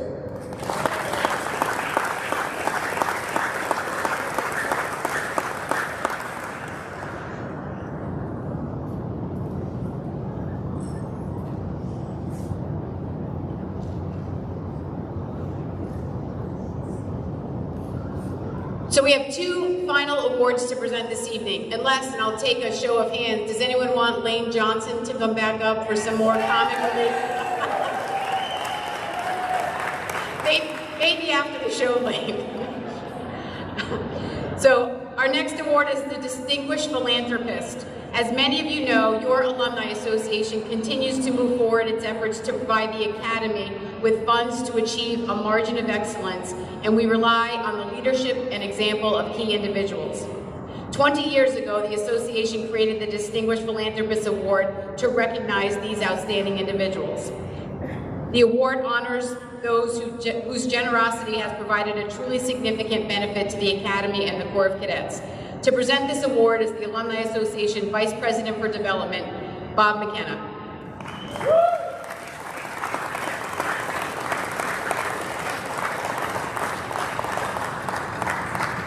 Thank you, Andrea, and I'm very pleased that Andrea gave me the opportunity to present this award to somebody who's helped me quite a bit.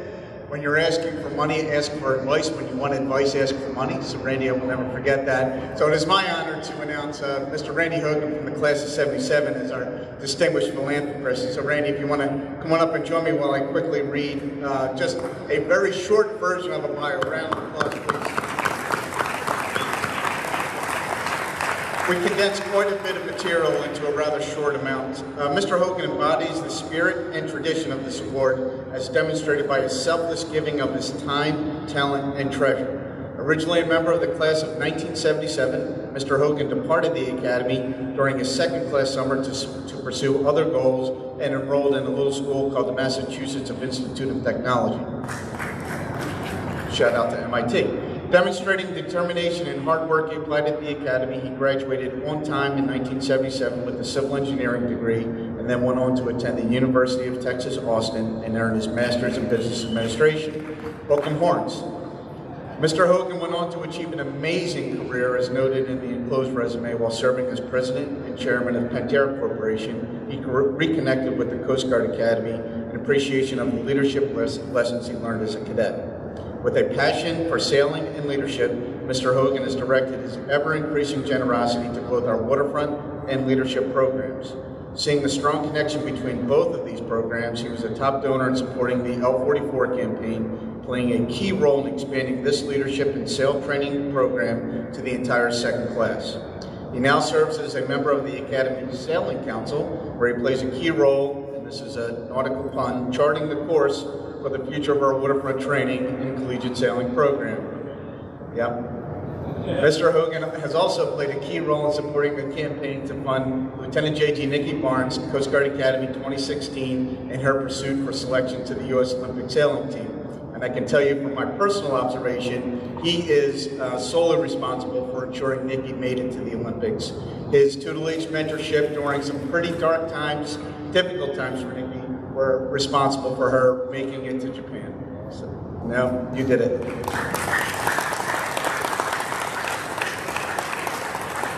And oh, by the way, Mr. Hogan is playing his largest role to date as both the campaign chair and one of our lead donors in the Maritime Center of Excellence campaign.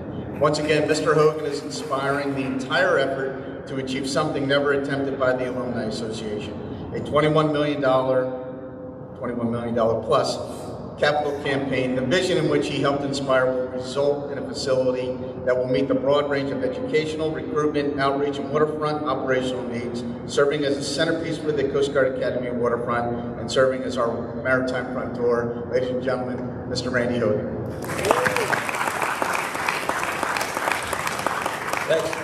Thanks, Bob. I wrote that, of course. Thank you, Andrea. And I'd like to thank the class of '77 for accepting me back. Thought you could go. They're on TV too. So I'd like to congratulate everyone who's gone before me, because I had two takeaways from listening to all these athletes and their accomplishments. One is I was really heartened by the fact that you also hated the 13.5 laps around this place, because that's what I thought of when I walked in here. And so that's a 2-mile run, and I did it. That's on my left. The second thing was, I'm old. I'm a lot older than all you. Now that age hasn't been all bad. One, I've had some success. I've been blessed with a lot of success. But I also had the distance. That time gave me a distance through which I could look at things more clearly. And one of the things I looked at more clearly was my 126 weeks matriculating here at the U.S. Coast Guard Academy. And I realized that the Coast Guard Academy is a very special place. And it was extraordinarily important in my success in my life. This is a place that develops leaders of character. And I believe I tried really hard to be that kind of leader throughout my career.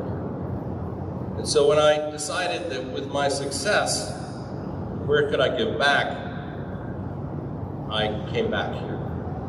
And that's when the class of 77 accepted me back. It was like I never left. And I got involved in the Leadership 44 program, and by the way, Nikki got to the Olympics. I just helped her out a little, but it was all her. And Laura Weiss is from Minnesota, where I live, so I supported her as well. I mean, it was really exciting to see what they accomplished, and they have a lot to be proud of in having gone to the Olympics.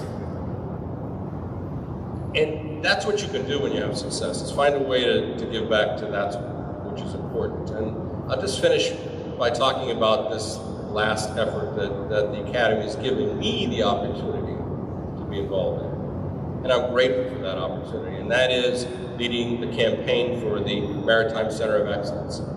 Hopefully you've all seen it in pictures. You can go down and see the beginning of construction already. It's really, really exciting. But what inspired me about this is it is an example of the kind of margin of excellence that the Alumni Association delivers to this very special place. When we all came through, and I know you all had the same sense, when you arrive here at the entrance and you look at the George Washington Parade Grounds in front of Hamilton Hall, and you look at this beautiful Georgian colonial architecture, it's extraordinary, it's inspiring. And then you go to the waterfront. Now, the Coast Guard is a maritime service, and it needs a maritime front door as worthy of the Coast Guard as the front door on land. And that's what got me excited, was this notion that we could take the reimagined Pine Hall to be something that would be a place for cadets to convene on the waterfront, both in labs, in classrooms, locker rooms on the waterfront for all the teams, not just the sailing team, and maintenance facilities for all the sailboats. And to make it an iconic building that will stand out on the waterfront and be worthy of this Coast Guard. So I'm actually grateful for the opportunity to be involved in that. I'm excited about where we are. If you haven't given to the program yet, please see me afterwards. But seriously, we are really, really in good shape, and it's going to be an incredible addition to this extraordinary academy. So thank you.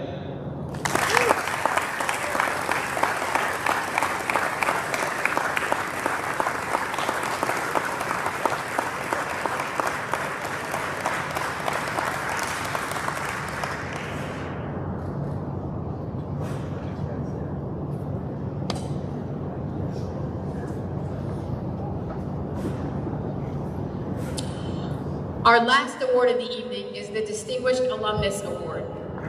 The Distinguished Alumnus Award, established in 1990, honors those alumni who have distinguished themselves and brought exceptionally great honor to the Academy through their outstanding accomplishments in the military or in civilian life, and who serve as outstanding examples of the type of character, courage, leadership, and well-rounded persons which the Academy seeks to attract and develop. The first recipient of this award was G. William Miller, class of 1946, and the Secretary of Treasury. To present this award, I'd ask the nominator of this award, Captain Lawson Brigham, U.S. Coast Guard retired, class of 70, to come forward. Lawson?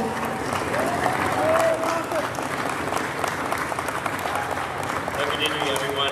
Thank you, Andrea. Admiral Kelly, thanks for hosting tonight.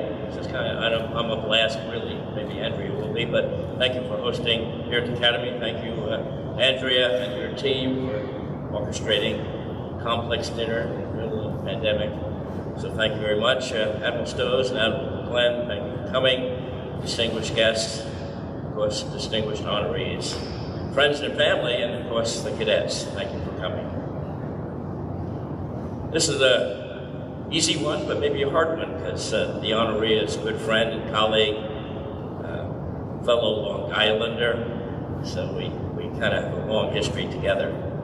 Our honoree here maybe should have been up here as one of the athletes. In my day, late 60s and early 70s, our honoree was well known nationally and in New England as a wrestler, wrestling New England champion.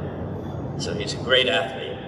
But tonight, we're honoring him for his great work, 50 years of service to the nation, to the world meaning the global maritime community.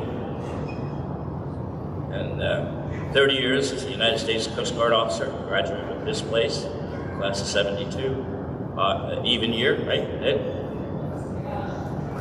And 20 years developing an extraordinary world-class monitoring and surveillance system in Alaska called the Marine Exchange of Alaska.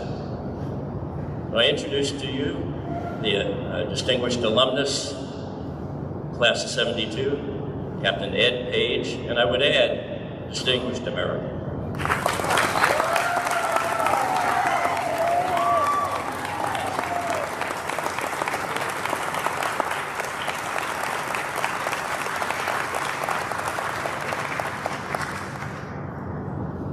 I got some advice from the cadets to say thank you and walk off and cheer. I'm not going to do that. But first I want to thank, actually, Lawson for the kind words. Lawson is distinguished alumnus, so we should recognize that. But we're talking about the Coast Guard family today, a lot of family members. The Coast Guard, my own family is here, great support.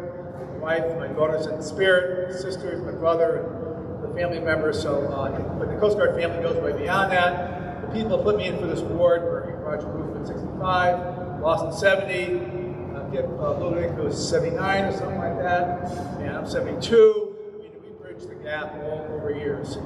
And so when I think the Coast Guard family, that's what makes survival. It takes a village, it's an overused term, but it was a village. I'm counting on my classmates and other colleagues in the maritime industry help me get this vision complete. And the vision really was, when I served the Coast Guard and had some pretty nasty search and rescue cases when ships went down with all hands, I was involved in recovering the bodies. The Exxon Valdez spill, which I worked for several years. Seldanger U, the ship sank, people broke up in half, sank.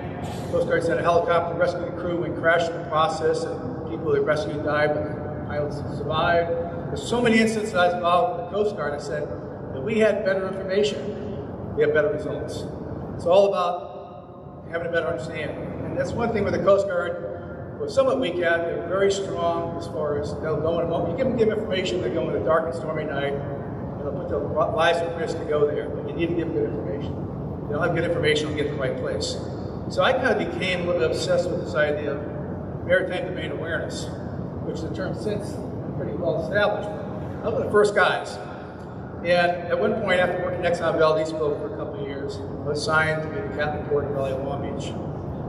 And even though I was in charge of the port, I was probably the dumbest guy there. I had no idea what LA was about, and I wanted to know. So I started my own maritime domain awareness program.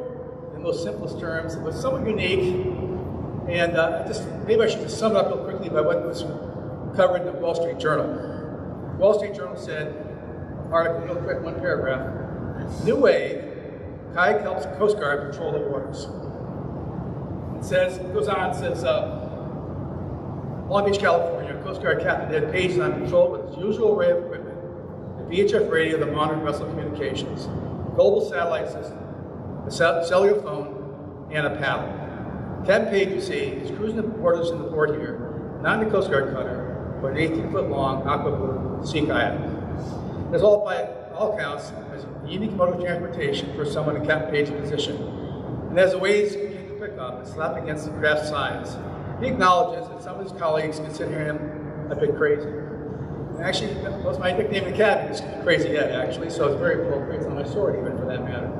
But it was unique, but it's also kind of my Mark 1 Mod 0, knowing what's going on out there. And I did learn a lot. And it was a little crazy to kayak all the way to Catalina Island, 22 miles offshore, for the Channel Islands, up and down there. But I also had a sailboat, on every boat you can imagine, tankers, container ships, cruise ships, tugboats, offshore supply vessels, just to get smart and understand how the maritime industry worked. The Coast Guard allowed me to do that.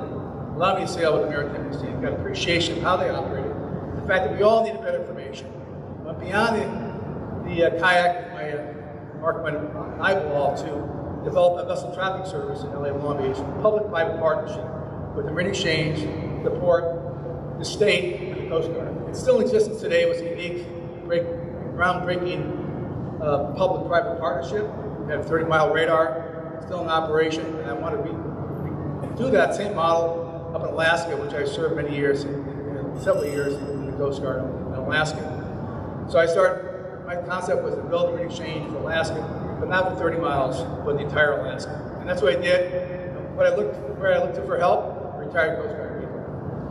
So we started this Marine Exchange. We built the world's largest vessel compliance monitoring system, 1.5 million square miles. We have a 24-hour operations center.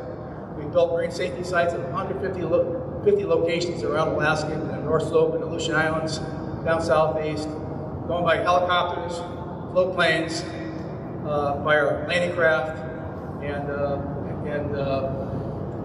other means, if you will, boat rides and fishing vessels for that matter. And I've been dropped off an island for a week with a bunch of electronics gear and off-grid generation systems, solar panels, wind generators, and fuel cells, etc. The Lilly systems. And I have 5 Coast Guard Academy graduates on my staff. Of 22, I have one who's a Coast Guard officer with OCS. It's a Coast Guard Blue Mafia type of operation, but the Coast Guard depends on the system. They don't have an AS in Alaska, they couldn't afford to build it. We built it, worked with the maritime industry, partnered with the maritime industry. The state based into it, 4,500 vessels from around the world are participating in the system. It's a really unique operation, but it shows kind of a public-private partnership where we provide information to the Coast Guard, they can do their job better. And so, it's really the Coast Guard family that came together on this one. So, I would have to say that what I'm proud of is the fact that, and I harp on is the fact that ethos, the Coast Guard Academy ethos, honor, integrity, devotion, and duty. We have the same mission statement the Coast Guard has: provide information, communication, service, aid, safe, secure, efficient, environmental sound maritime operations. That we've returned on the investment from this factory, if you will, in producing a product. It goes way beyond 5 years, or 10 years, or 20 years, or 30 years, 50 years in my case. I've lost even longer. Roger Roofing more than that, for that matter. It's a big return on investment because we go into society, there's Coast Guard people all over Alaska contributing to the cause and supporting either Coast Guard or society as a whole. So you really, what came out of the Coast Guard Academy is really pretty special. I'm just one of many examples of people who go beyond that time. So it is a great, keep working as it is. Now, I might add, though, I had a special class, one of them was here today, Greg Johnson, got aboard. 68 was a really good time. Top-notch people were going to the academy. And I don't know if they're as good. That's as good today as they were back then. So I did my own kind of evaluation this last summer. I had 2 cadets for 6 weeks at Marine Exchange, Alaska. Claire Barnes, Casey Clements, and sitting right there today, actually. And we put them in a load test. Sorry, we're really putting the work there. Barbara was sitting up over here. Put your hand up for a second. I know you're embarrassed. Go ahead. Good. And so we put a load test on. We shipped them off to the Arctic. I got 32 years in Alaska, by the way, right now. And I said, we're going to really load them up. Threw them up the Arctic, up to Barrow. They brought the swimsuits with them. They were swimming in the Arctic Ocean. I've been there 32 years, so you think I'm crazy? There's other crazy people running around here. So we sent them in helicopters in Prudhoe Bay and around the Prudhoe Bay area. We sent them to Kotzebue. We put them on our landing craft that worked at remote islands on vessel tracking stations. We put them in our operations center. We sent them on a tugboat all the way up the inside passage. I picked them up on our landing craft. They both stayed on deck with thumbs up like this. So I learned that, and then their report was incredibly insightful. I remember my staff initially said, well, you know, they're the cadets, the college kids don't expect that much. They were brilliant. They certainly got appreciation from the different colored glasses of where the Coast Guard fits in the big picture. So that was really important for them to see that, because that's what I was trying to show them. The port director stopped everything and met with them for a couple hours. And I told them, not because they're special, but because the Coast Guard's special. So I told them that. So I up their wings pretty early. So I would have to say they were very smart. They're very adventurous, but the other thing I think is really key is the atmosphere of the Coast Guard campus, to have fun, do good things, and have a sense of humor. That's what gets us through the tough times. You have to have that to get through the tough times. So they have a sense of humor. And so at one point, at the end, they said, we want to do something adventurous, like, excuse me, you want to kayak on glaciers and do this? No, we want to go kayak on our own to some island. So they went off to an island. And kayaking for camping. Go for it, have fun, go for it. But then they didn't come back the next day. I was a little bit worried. And I Googled, what kind of paper I'd have to submit if you lose Coast Guard cadets, which was pretty daunting. So I didn't want to lose 2 cadets. So I decided, before I start doing the paperwork, maybe I should just text it real quick. So this is how the text went. I kept a copy of this text. I said, you two are okay? You must be running low on food. And I get the response, we're on our way back now. And the next might be a little offended by everyone, so I apologize for that. But I said, well, good. I just wanted to make sure I'd see my kayak again. My kayaks are my treasures. Cadets on hand, or a dime a dozen. To which the response I got was, we'll be there soon. Swimming takes a little longer. Didn't realize you want the kayak. So unfortunately, the humor is even better. So I think they're smarter, they're more adventurous, and they're funnier. So I think we're on a good course. I'm glad I got this award now, because I don't think I compete against these characters, actually. So I say you're doing a great job in the factory. Keep it up. You're getting some great products. And I'm honored to be here tonight to kind of talk about the benefits long-term of the Coast Guard family. Thank you, sir.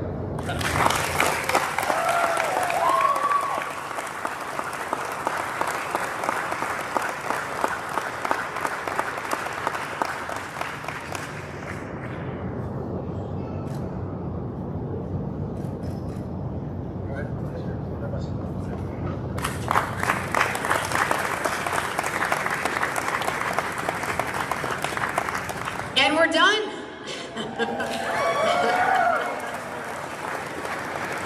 Thank you all for joining us. A couple things. We have a work party with the class of 1998, led by the class of 96, to get some chairs up here, because we'd be remiss if we didn't get a photo of all our honorees this evening. If you could join us here on my starboard side. So 96, get these 98ers to work there. But thank you for making time to attend this evening.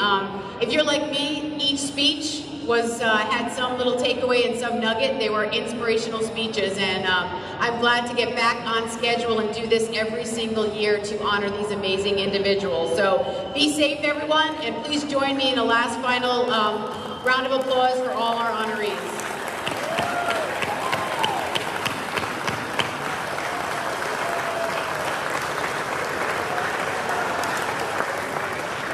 And all our honorees to the chairs.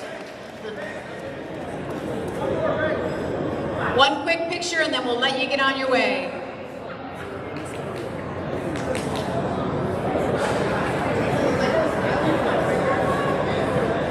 To the chairs.